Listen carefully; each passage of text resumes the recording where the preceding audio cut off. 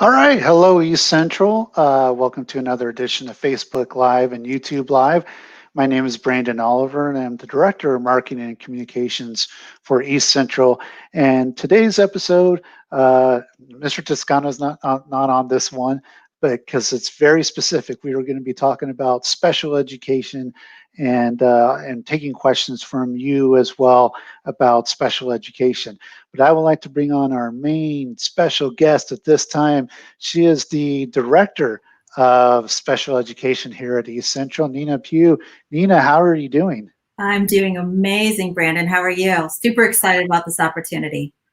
Well, I know we were talking about it a little bit beforehand, and this is a great opportunity for people that see beyond the keyboard, so to speak, and beyond the monitor. They can start to put a name, face to the name, and so on. So both for you and for the families as well. So it's going to be nice, and it's real time engagement. I think you'll really enjoy it. Absolutely. We're looking forward to it. All right, so I did want to tell our viewers real quick that I see a couple questions have already started coming in. We have some pre-formatted questions. We're going to get through those first, and then after we're done, we are going to take some questions and answers from our viewers. But Nina, do you have someone that you want to introduce? I do. I would like to introduce Alethea Mash, our amazing special ed district coordinator. And she is a huge part of the great things that we do here at EC. All right, so she's good. Yeah, she's waving there, so she'll be in the background. She's your backup if you need. She's our backup, always, always. All right. So she will be there, and so let's go on to the first question, Nina. Okay. The first question is, how will we provide remote instruction for students needing significant modifications, such as in life skills classrooms? So Brandon and our families out there, we've provided a lot of instructions. And so what we've done is we've provided modified materials for remote instruction and specialized slide decks, our Google Slides, that are modified and accommodated as required by each student's IEP. We've also provided some supplemental equipment such as manipulatives and other hands-on instructional supports that we've delivered to parents who have already requested them, and will continue to monitor for students who may need those items to supplement the remote lessons. And if there are any families out there that have not received some manipulatives that they feel would be helpful during their remote instruction, please reach out to your campus. We'd be happy to provide that for you.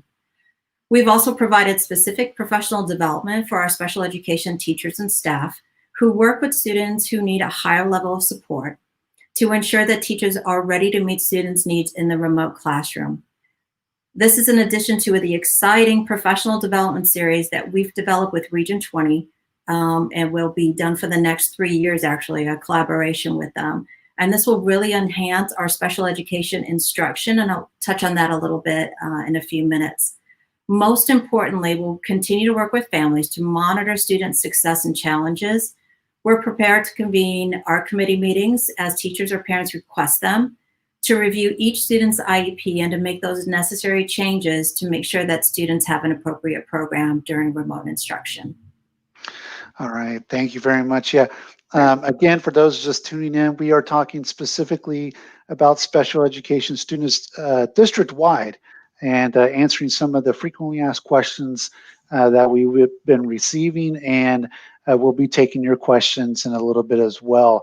Nina, next question is, what does PPE look like for students with disabilities? Great question. EC has been amazing in providing PPE for all students at every campus. We know there are some students with special needs that are challenged by masks with some sensory needs, and our amazing teachers and staff have provided social stories, how-to videos to address those individual needs as they come up. This week, our life skills students are redirections, and our early childhood special education students came back this week. And they have been doing amazing, y'all. And we're just very excited to have them back on our campuses and to really work with our students in person. And they've been doing great with masks. They've been wearing them, and there really have been no issues. And so we're hoping that this continues throughout the years, but so far this week has been amazing.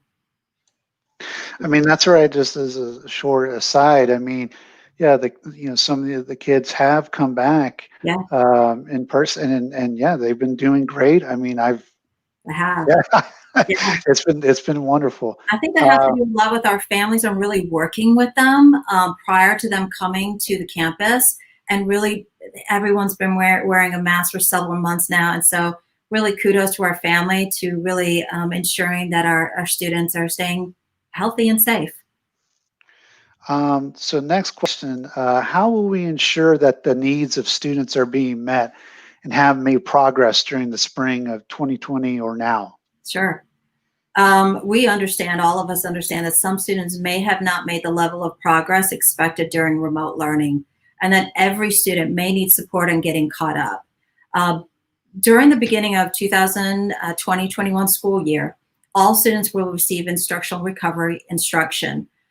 This is intended to help all students begin that catch-up process from the school, from the emergency closure back in the spring. And students with disabilities will receive this support also. And while these recovery services are delivered to all students, we'll also be gathering information about the present levels of academic achievement and functional performance, our PLAFs, in an IEP for students with disabilities. Once we have all that information, we can convene ARD meetings earlier this year or whenever necessary to review each student's performance and to consider compensatory services that may be needed to help students make up for any lack of expected progress on their IEP goals. ARDs may be convened based upon teacher recommendation or parent recommendation with considerations of present levels of academic performance. Okay. Next question we have is, how are we ensuring our staff here, are prepared for teaching students with disabilities, whether remotely or in person? First, kudos to our staff because everyone has been doing such an amazing job during this time. But at the beginning of the year, we provided a collaborative PD, again, along with Region 20, like I mentioned earlier, to each campus regarding our specially designed instruction on our high yield strategies. This was provided to both gen ed teachers and our special education teachers. And really, it was well received by all of them. It was really a great, one of our great trainings that we've done this year, and this will be ongoing throughout the year with Region 20. We've also provided customized slide decks. We've provided PD for teachers on creating these individual slide decks for students that require modifications to the curriculum, as well as accommodated slide decks. So our teachers have been really doing a fantastic job with making sure our students get what they need. We're really excited about providing training throughout the year for our parents. And so hopefully you've seen the flyer on Facebook or Twitter. The first webinar will be Behavioral Back to School Basics, and this will be September 1st from 6 to 7 p.m. And Anissa Moore, a board-certified behavior analyst, BCBA, will be leading the trainings all year. And each training will be in webinar form so that all of our parents that want to participate can actually do so from the comfort of their home. And so this can be we've had many parents sign up so far, both that have students with disabilities and also parents that have students that do not have disabilities. And so this is open to anybody at EC that would like to attend. So we're really excited about that. Our speech and language pathologists are also utilizing Presence Learning, which is an online speech therapy platform and includes a vast library of customized activities to personalize each student's therapy. So we're really excited about the great things happening at EC right now for our students with disabilities. And you mentioned, like you said, that behavioral back to school basics on September 1st. Yeah. We posted that on our social media, on our Facebook page. So we'll post it a few more times as well. But if you're interested in that, definitely go back out onto the Facebook page and check it out. It is up there. We've had more parents sign up than I've seen in the past. And so I'm hoping it's because they can do this from your house. And so we're really excited about it. That's helpful, yes. So next question, how will special education evaluations be conducted? Sure. So they'll be conducted remote when possible. But for some evaluations, there are some instruments that will require face-to-face administration. And so when face-to-face is required, our staff will use all the expected PPE, face shields, face masks, sanitizing measures, all of those things will be put in place. In-person and on-campus evaluations for students who attend remotely will be scheduled with families. And we have some pretty specific procedures in place when students are receiving remote services. Campus staff, again, has that procedure, and that will be reviewed with each parent prior to the evaluation. So it's such as a Google form with some COVID symptoms, how they're picking up the child from outside the campus so parents don't have to come in, procedures such like that. Okay. And then I do want to remind our viewers, because I see some questions coming in. We have, let's see, 4 more questions that were just frequently asked that we're going to answer first, and then we're going to dive into the Q&A.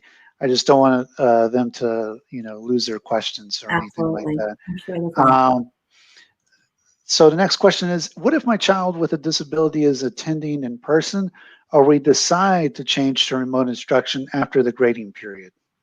So each campus has a schedule for remote instruction and, if necessary, remote accommodations for students with disabilities. For some students, it may not require an ARC committee meeting as long as the parents agree to a written IEP amendment that they will sign and the proposed schedule.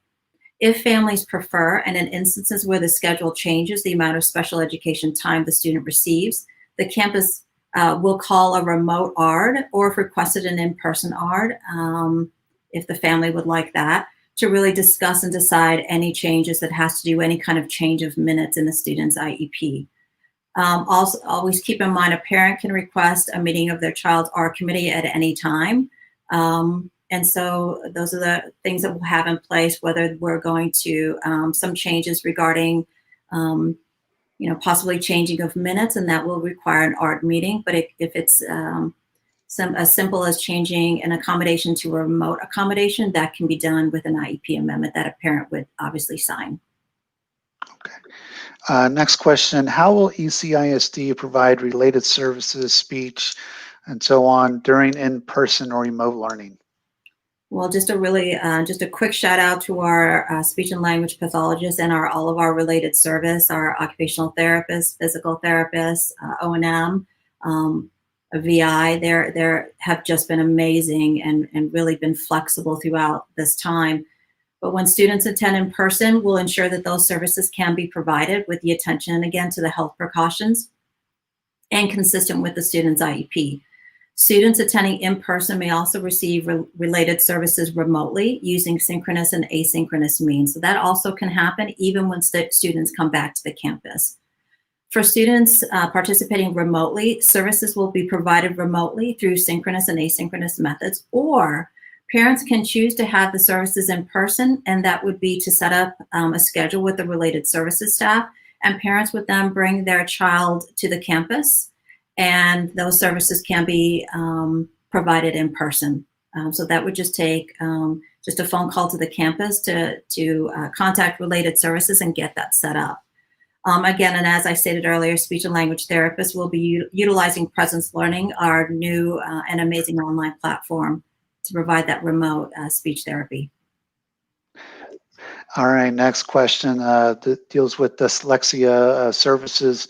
What will dyslexia services look like remotely and in person?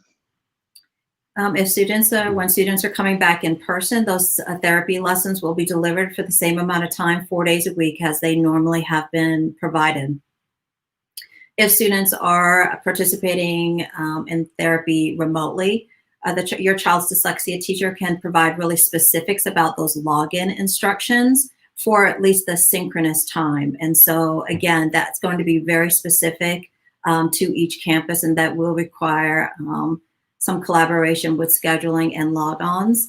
If your child is participating in dyslexia services asynchronously, meaning not in live time, that we have provided a research-proven program, which is called Lexia, that will provide explicit personalized learning in the 6 areas of reading. And again, that will be an online platform for students that will be receiving their dyslexia services asynchronously. So we hope that we've provided at least some options for parents if you are choosing in-person, synchronous, or asynchronous for your child that does receive dyslexia services. All right.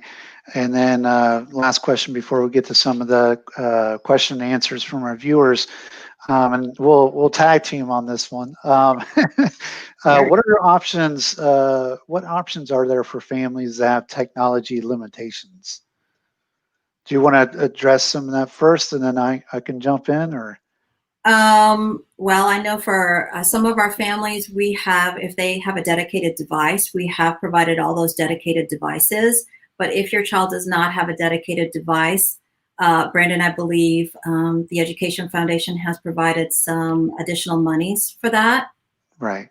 So basically, talking about devices, at this time we're definitely out of hotspots, nearly out of devices as well. And I mean, we're digging deep. I mean, we're asking our fellow staff for iPads and anything else that they can also distribute. The best thing to do for folks asking about technology is to inquire at your school directly. They keep the inventory, they keep track of what's been checked in, what's been checked out.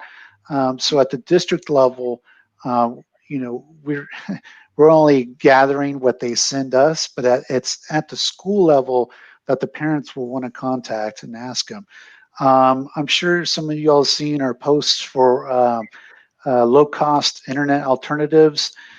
There's some plans by AT&T and Spectrum that are providing low cost. We also have Wi-Fi in the parking lot of each school, and there's even some neighboring businesses and some other entities like libraries and bibliotheques and things like that that are also doing Wi-Fi. Talking about our account, in spring we deployed 2,000 Chromebooks and 1,000 hotspots to meet the projected demand. And then back in July, we ordered another 500 Chromebooks. Then earlier this month, we ordered 2,000 Chromebooks and another 1,000 high spots. Thankfully, as you mentioned, to the East Central School Foundation, their contribution as well as the TEA. But we're at their mercy. I mean, everybody's ordering this technology. It's not an East Central thing. It's a countrywide thing. Everybody is trying to find technology. And so we're looking at possibly 6 to 8 weeks, and getting on those Chromebooks and hotspots. And then after September 1st, we're going to order an additional 500 Chromebooks as well. But we're keeping track. We're keeping track of all the students that do not have technology or that are not hooked up or to have a profound need. And so, just as you mentioned at the beginning, Nina, some of these students are coming back. Some of the, these students that don't have connectivity or where remote learning isn't going to work necessarily. So we are bringing back very, very limited audiences, that are in highly sanitized areas, highly protected areas. We're not exceeding our 10% occupancy limit on any building. And so, but great care is being taken to handle these specialized needs. So yeah, I mean, we get that question a lot about tech, and other devices in your home can work: computers, tablets, phones. In some cases, you can use your phone as a hotspot itself. So there are ways to work around it, but I just want, I know, Nina, you do as well. I do want everybody to know that they're not alone. This is not a, individualized problem. This is all the way around, I mean, across the country, school districts all across the country are all facing the same things. So I know on behalf of myself, I want to thank all of them for being patient during this.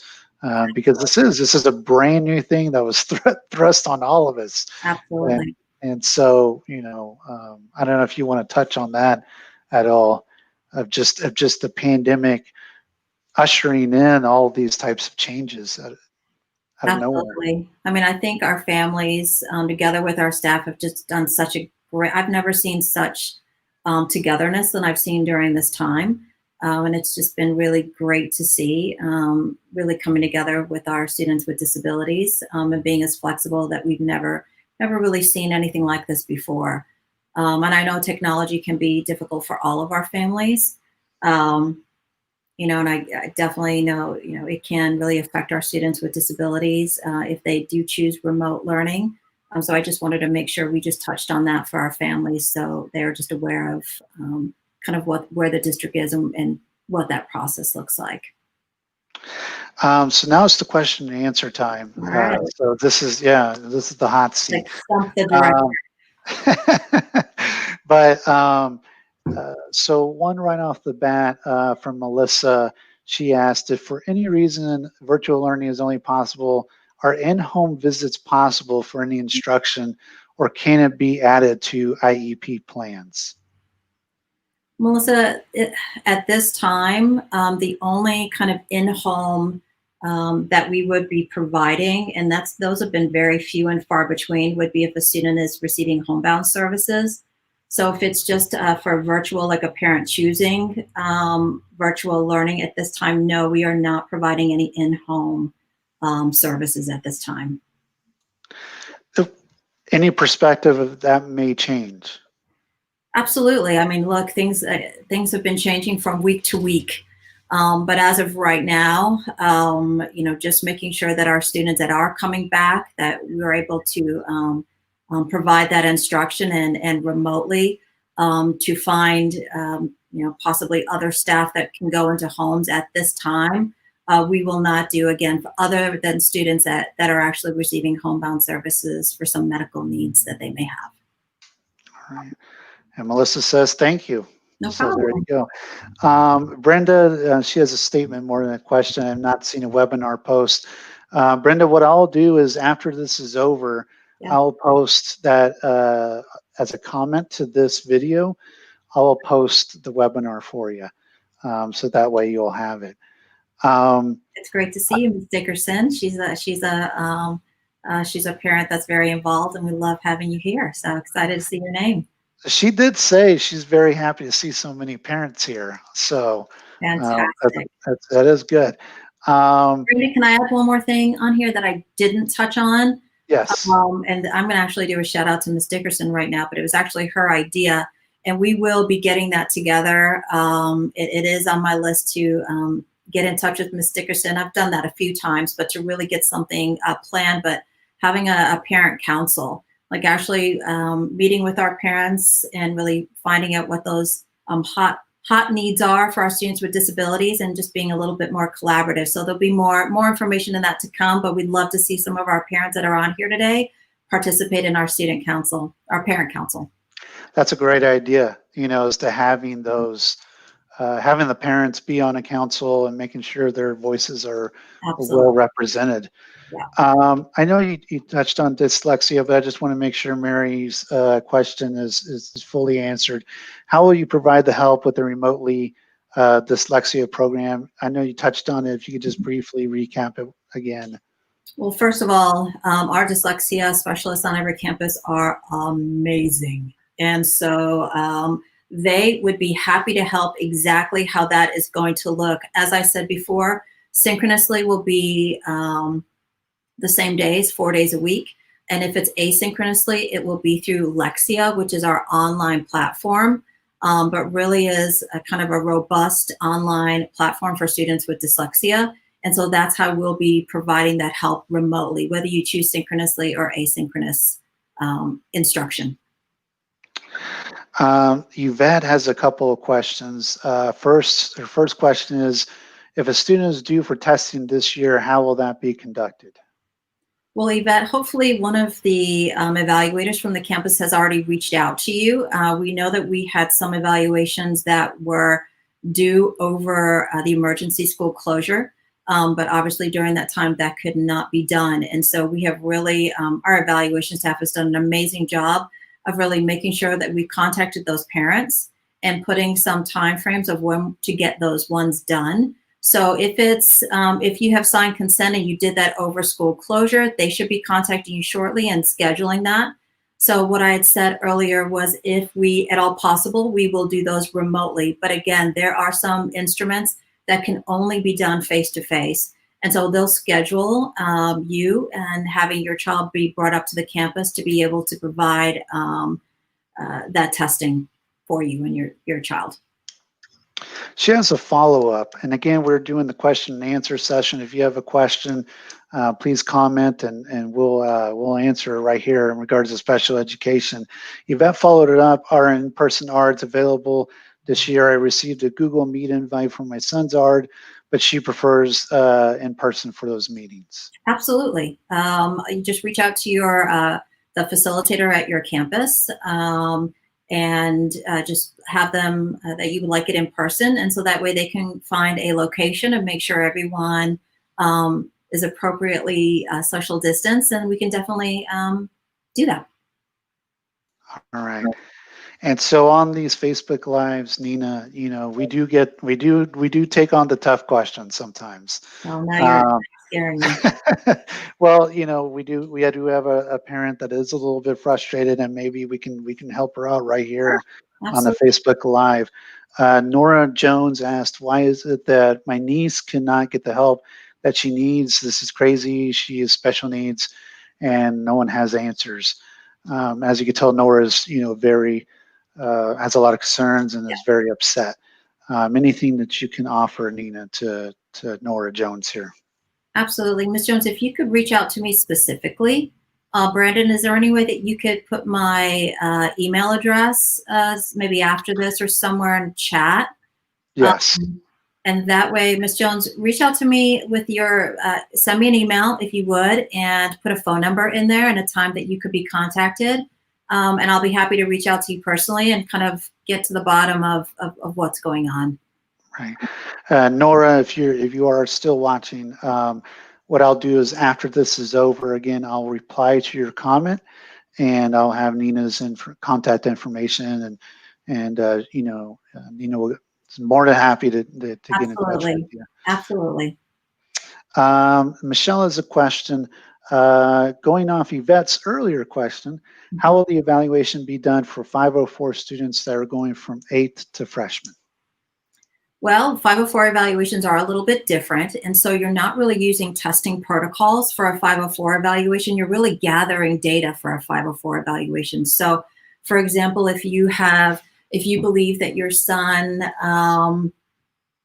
has ADHD, for example, and you feel like a 504 plan is what he needs some accommodations in the classroom, then you would contact your 504 program facilitator at your campus. And again, you would sign consent, which it sounds like you've already done, Michelle, and they would gather the information. So it's really not something that they would need to do in person. They may need to maybe ask you some questions or gather more information, maybe from a physician or from the last classroom teacher that they had, to get some, because right now doing classroom observations is a little bit difficult. So they could get that classroom observation from the last year, 1920s teacher information, and that's how it can be done. All right. Those are not quite as complicated as a special ed evaluation, so you should be okay with that. Okay. So Brenda is following up. She asked me specifically, she said, Mr. Oliver, will you also post a link to the special education question answer page? And yes, as soon as we're done with this, I'll post that as well. You know, a lot of parents right now are just basically just saying thank you for the information, you know, and I think, again, going back to the top of this, you know, doing this type of format really allows those real-time questions and the answers to flow through. And you know, what do you think about this? Well, first of all, I never really get to see all of our families. And so to me, this is just really nice putting some of our, you know, I'm sure there's some dads out there, but it's really nice to see some of those mom faces And as a parent myself, it's really nice to just kind of have that face-to-face contact. And so that way, if something comes up and you need anything, I'm, always there. I'm an email away or a phone call away. Email is a much better way of getting hold of me. Sometimes I'm out and about on campuses or various things, but I'm pretty good about contacting people back. We've got some great families here, and so this has been really nice to kind of make that connection. Yeah, I always tell people email is best, and I know, with an email we can always set an appointment or set up a time to talk, but especially right now, everybody literally here in the East Central District is everywhere. So That's very true. sometimes it is a little hard to get someone on the phone, but that doesn't mean that they're not out working or out, taking care of a crisis or a project. But yeah, email is definitely the way to go. Dolly says, "Are we able to chat through here as well?" Yeah, I mean, I put your comment up there, so yeah, you're free to comment. Maria has a good question, and Nina, I don't know how much you can tell us about this, and maybe you can help us out with this. How is transportation going to be handled? So we are always in contact with transportation for our students with disabilities. So if your child does receive special ed transportation or gets transportation on a general education bus, transportation has been thoroughly planning of how this is going to be done. And so they have already started this week of picking up our students that are already back on campuses. And so is there a specific question, Maria, about transportation? But transportation is going full force. Again, they have been planning immensely with us as well as other departments. So I know it's going ahead as scheduled.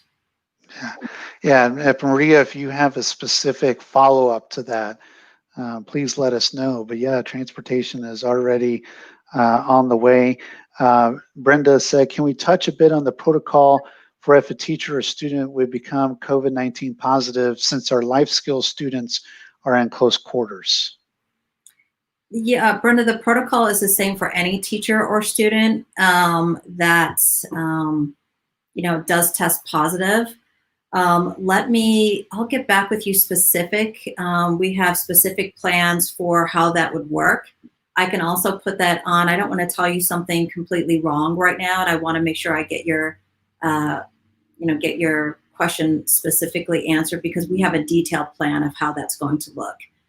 So if you just give me a little bit of time, I can always put that on the Q&A questions, just to make sure, because it was in our reentry plan, and I believe that went district-wide, correct, Brandon?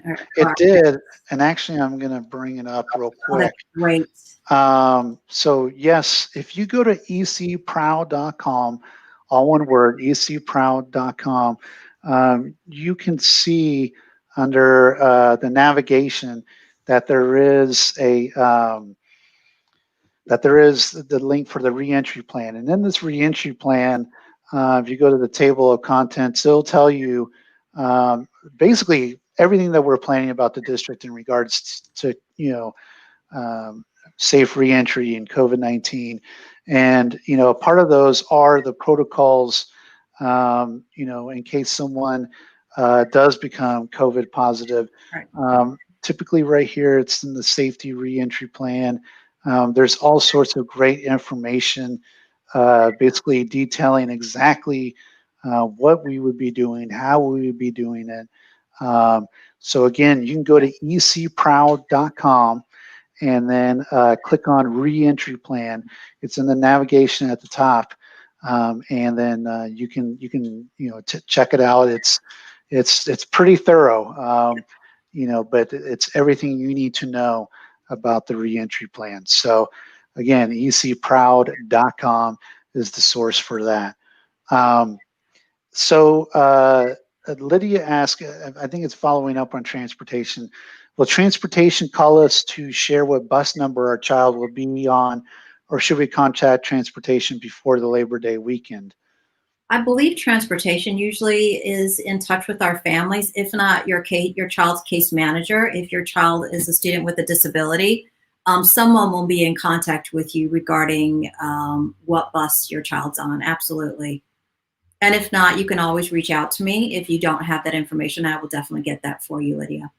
Right.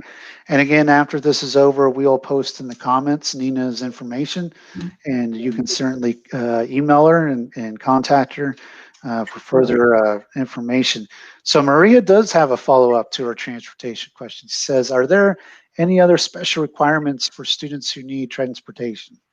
No, there's no other special requirements.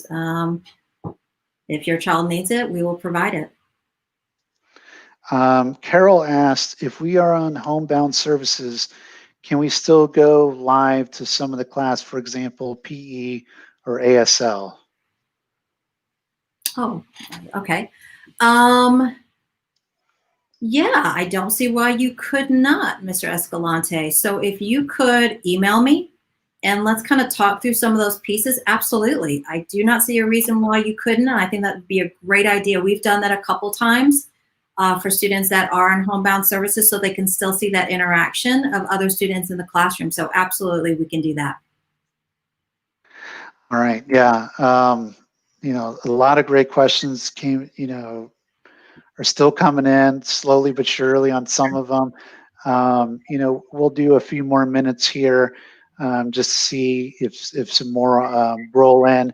I just posted right now Nina's contact information, her email, and so we'll post that. I'll post the graphic for the webinar, and then I'll post the special education frequently asked questions. Great. Leslie and Reno Estrada, I just want to say my son went back this week to Heritage, and I'm already seeing that it's making a difference in my son. Thank you for to all the special needs teachers. Oh, you know what? I'm going to let them know because sometimes they don't get to hear that a whole lot. So I will definitely let them know. The teachers and staff at Heritage, as with all our other campuses, are just amazing. So thank you so much for that. Whether that was Mr. or Mrs. Estrada, really appreciate that.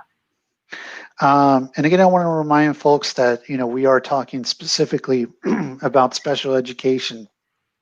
So I'm going to bring up this next question, and it's a much bigger answer. Will the class schedule be the same for in-class and virtual learning? I do have an answer for that, but Nina, do you want to touch on that I'm at all? going to let you handle that because there is a lot that goes into that. Yeah, I can tell y'all to be patient. There might be some changes in terms of that. Our principals right now have been meeting virtually nonstop, almost around the clock, to determine that. So it's that's why I say it's a much bigger answer. Veronica, I would say continue to stay tuned because information is going to probably come plenty and fast in between now and September 8th. So keep following us on social media. Make sure that you're receiving our texts and robocalls and emails from ParentLink because we are going to be sending out all that information. Of course, your campuses will be in touch with you as well. But yeah, Veronica, very good question. But there's a lot going on, and some things are just not finalized yet. But all of our principals are meeting on it. I mean, pretty much all hours. Yeah, absolutely. It's been a very complicated process to get all that done. So. Yes. So Veronica, please continue to be patient. And Brenda, you know, she's always commenting. I love it. Hey. Her son went back as well, and he is very excited. So, I mean, that's really good news to tell your special education teachers. Absolutely, because they have been thrilled to have everybody back. So this has been really exciting for them too. So I will definitely let everybody know. Yeah, and I think and Brenda, she makes a very good suggestion talking about district communications. Keep checking your spam box for emails from teachers and coordinators. A lot of times, depending on your email provider, they will think certain things are spam emails. So they will deposit, because we're sending to so many people. That's what triggers certain email providers. They think, oh, wow, you're sending out 10,000 emails. It's probably spam. So, do occasionally check your spam folders just to make sure that you're not missing anything from East Central, because it does happen. It will freak out an email provider once they see 10,000 names are attached to a particular send out. Very true. Very true. So Nina, I guess we have a couple of minutes left.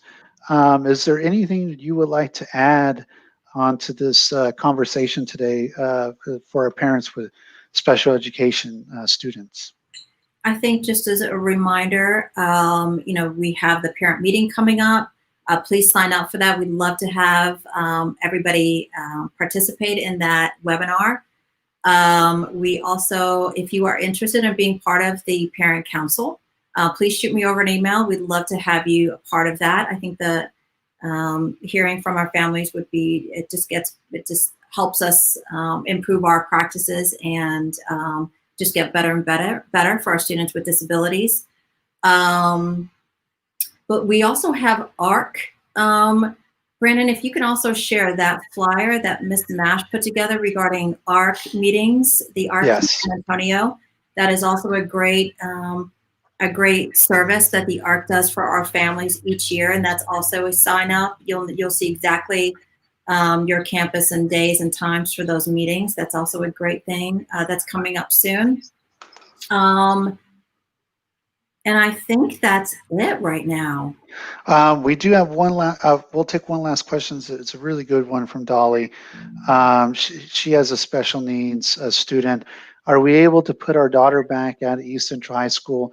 I think they said the date was September 8th, but our baby boy tested positive for COVID. He's fine, but are under the 14-day lockdown.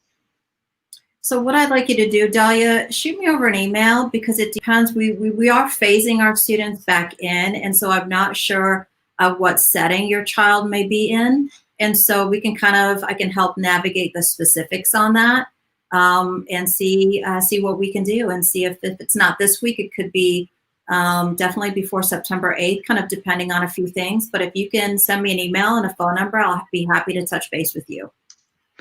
And I love the parents that, I always look out for the ones at the very end, because I know they're just signing in. Yeah. Does the parent meeting include students who are 504? I arrive late to the Facebook Live. Absolutely. Again, anybody can join. It's called the Behavioral Back to Basics. Again, that's with Anissa Moore, who is a BCBA and the guru of behaviors. And so we wanted to really make sure that our families could get some help, whether their students are, receiving instruction remotely and maybe having some behaviors in the home, or if even they're coming in person and just trying to get back into that structured routine. But whether your child has a disability or not, we'd love to have you part of that. Kristen has a question as well. She has an 8-year-old son requesting special education due to a combination of behavioral disorders, severe ADHD, severe ODD, and disruptive mood dysregulation disorder. Would this require an in-person evaluation? Kristen, it may. And so I would have to, that would really be up to the evaluators and exactly what testing they would need to do, because we have several tests for students with ADHD or, emotional needs. I couldn't pinpoint to you which one they would use. They kind of make that decision, and then they would let you know which ones that could be done remotely and which ones in person. She does have, specific. She does have a follow-up. She asked, does the district have a licensed psychiatrist or a psychologist? We actually have a licensed school psychologist on every campus. So we're very blessed and lucky here at East Central, along with speech pathologists at every campus. So again, yes, we absolutely do. All right. And then Kristen, thank you very much for your questions. And again, like I said, I'll put Nina's contact information in the comments. If you have further questions, you can reach out to her as well. So, so Nina, I think this does it on our time for today. And, you know, I want to thank you very much for taking the time out to join us. You know what? We need to bring on Alethea again, you know, Yeah, because like sure. you know, she's been in the background this I whole time. know. I know. You know, say hi. Yeah, there she is. All right, thank you very much. And Nina, again, thank you very much for your time, folks. I'll put her contact information, the information about the webinars, the ARC, as well as an FAQ to special education. I'll put it in the comments to this video.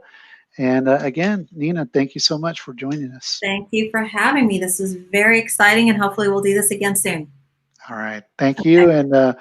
And folks, well, we are going to have another Facebook Live tomorrow with dual language. So that will be at 6 o'clock tomorrow. So we will see you tomorrow. Okay. Thanks. Bye, all. Thank you.